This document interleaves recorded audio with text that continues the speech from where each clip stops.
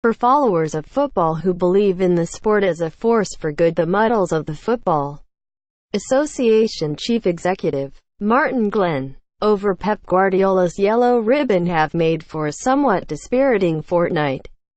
Glenn, having insisted through the FA's self-righteous campaign to display the poppy on England shirts, that he could negotiate fine distinctions between war remembrance and political symbols, has now revealed profound, brain-fading ignorance of the world outside Wembley.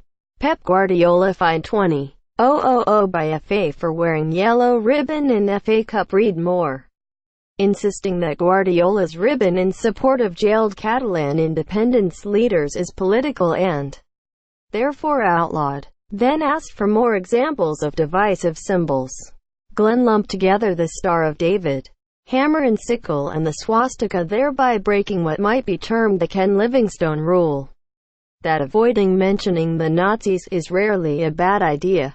Guardiola's demonstration of solidarity with people at home was itself undermined by his response to the question it prompted from the Associated Press reporter, Rob Harris, about human rights in Abu Dhabi, the Gulf country ruled by city's owner, Sheikh Mansour bin Zayed Al Nahyan, and his family.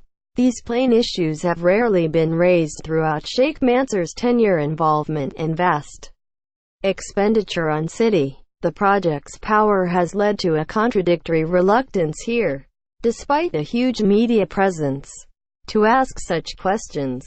Guardiola responded by suggesting that somehow campaigning for freedom of speech is more valid in Spain because the country is already democratic than in Abu Dhabi, where lonely voices call for more democracy itself. Every country decides the way they want to live for themselves, Guardiola said. Oddly, if he decides to live in that country, it is what it is. I am in a country with democracy installed since years ago, and try to protect that situation.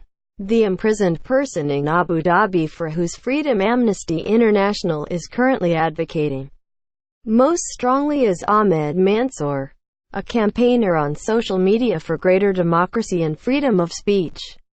Amnesty has named Mansour a prisoner of conscience, meaning he was peacefully exercising his human right to freedom of expression, for which he has been charged by the United Arab Emirates Public Prosecution for cyber crimes and is locked up in unknown locations, suffering cruel treatment possibly amounting to torture. FA chief adamant Pep Guardiola's yellow ribbon is political symbol. Read more. Mansoura Mills, a former Amnesty researcher who worked closely with Mansour, says she once asked him why he continued to speak out on human rights in Abu Dhabi, putting himself in danger of harassment by the security services. He said, "I love my country and I want my country to improve. That is why I do what I do." Mansoura recalled, Ahmed is a liberal. He campaigned for human rights, including for migrant workers who would come and ask him for help. He is a very kind man and the bravest person I know. Mansour's detention follows the heavy prison sentences imposed on 69 people accused of being Islamist plotters, which human rights groups heavily criticized as miscarriages of justice.